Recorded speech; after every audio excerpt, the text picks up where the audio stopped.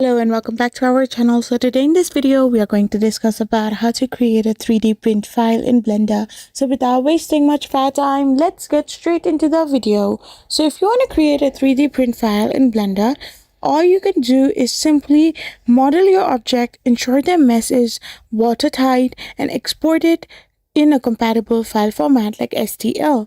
So first of all you gotta do is simply set up your Blender, enable the 3D Print Toolbox, access the toolbox and set your units.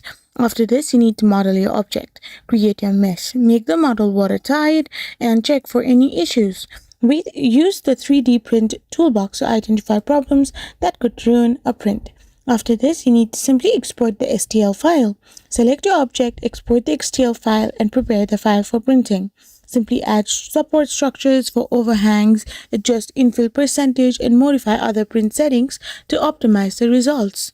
I hope you found this video helpful, so don't forget to hit that subscribe button and do give us a thumbs up. We will be back again with more informative videos. Thank you for watching.